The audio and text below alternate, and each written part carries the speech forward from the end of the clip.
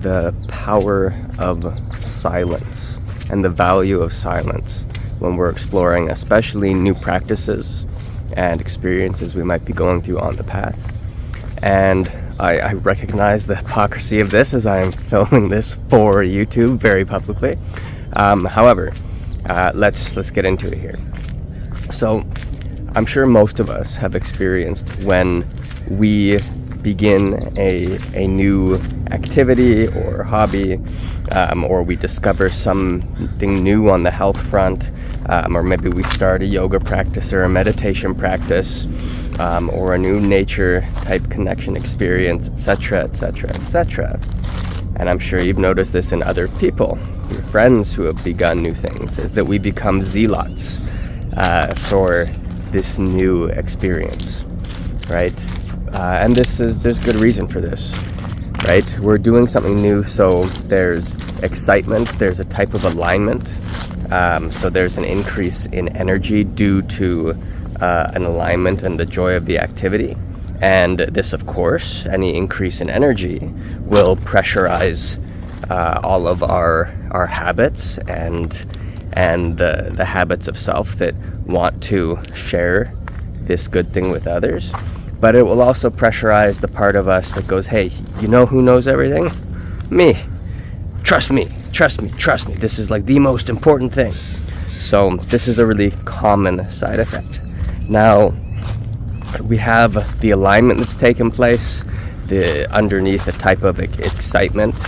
There's the novelty of the new thing, which is keeping other distractions at bay, because novelty is very consuming for the mind. It allows the mind to feel like it is, it's seeing new things, and it is.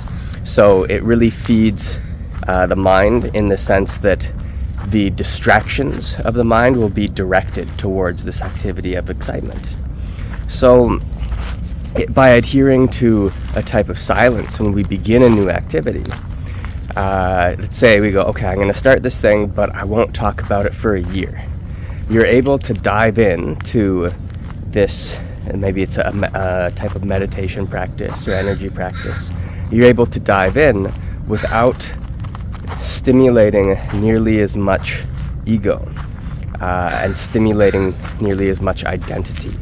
Because when we stimulate these things, this will actually slow down the growth of the practice, because we're now attaching to it so regularly and thoroughly every time we're expressing and advocating for it. And any practice that has good effect on you doesn't need advocation. It is advocation in and of itself through how it changes the individual.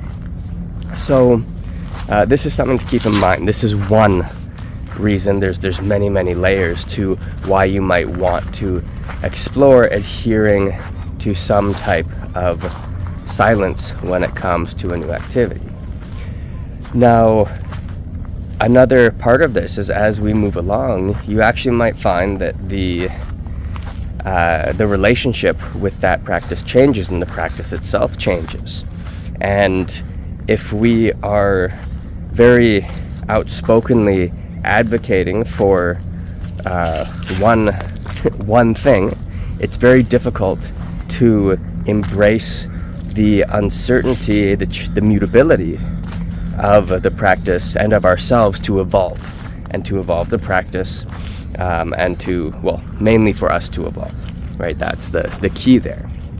So as things keep progressing, we find more and more subtle ranges and variations of how this might affect us, and might slow down or inhibit our ability to touch the quality of ourselves, of deeper layers of reality and frequency and vibration.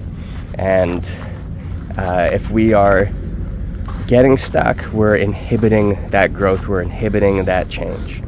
So of course, like way back in the day, silence was really valuable because no one would hang you or burn you at the stake. But these days, most of us don't have to worry about that, hopefully. But there is still merit in adhering to types of silence. Now, another thing, as you get into the more advanced stages of the practices and you're finding deep layers of stillness and quiet, and the types of alignment that are occurring and the types of concentration are producing these massive amounts of energy.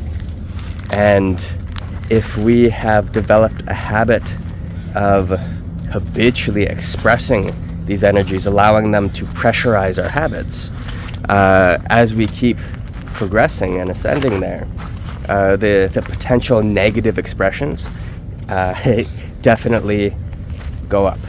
So there's a lot to think about here, and this goes, we could rant about this and go in many directions with it, but this is a place to begin contemplating it.